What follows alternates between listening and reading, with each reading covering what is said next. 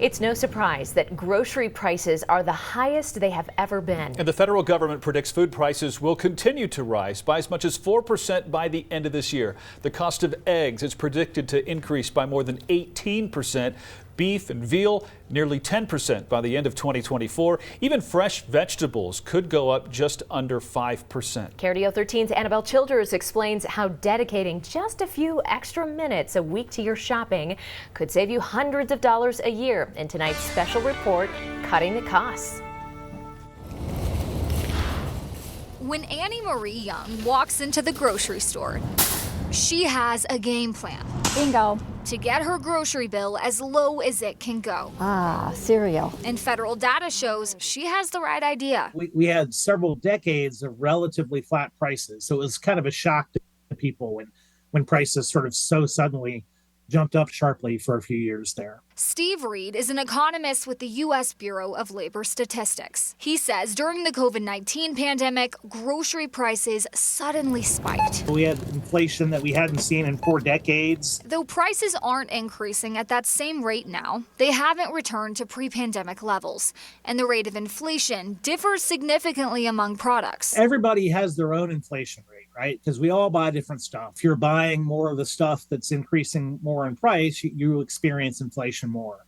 A grocery bill that would have cost $200 5 years ago now costs over $250. To put that in perspective, families who shop weekly are paying $200 more per month and a whopping $2,400 more per year in groceries. The regular prices are higher than I've ever seen, and I have tracked grocery prices for my entire life.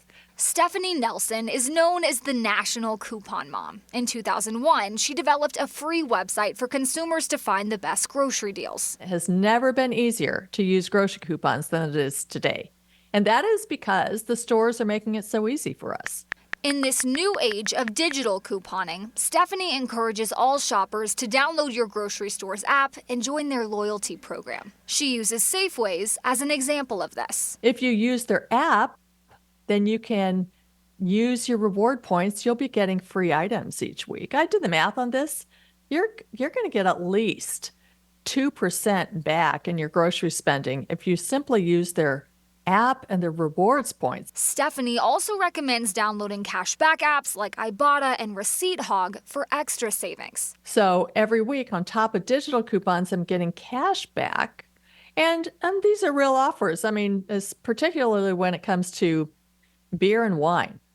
There might be a $10 cash back offer. Beyond apps, you could consider getting a credit card for grocery shopping. Some cards, like the Blue Cash Preferred or Everyday Card from American Express, can give you up to 6% cash back at the grocery store. Here's something you might not realize. Experts also recommend looking up and down when you're shopping. Items with higher prices tend to be on the eye-level shelves, and lower costing items are on the top and bottom shelves.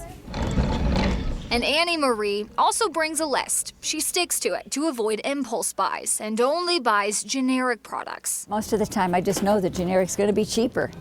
It doesn't take a rocket scientist to figure that out. Here's a look at Annie Marie's cart. I got the mushroom soup, the corn, peanut butter, cereal, mouthwash, and salad dressing for $11.41. Now, we replaced all of those items with name brands and found that total more than double the generic brands, coming in at $24.28. If you'd like to see the specific food items expected to get more expensive this year, we've compiled a list over at KRDO.com. In Colorado Springs, I'm Annabelle Childers for KRDO 13. Yeah.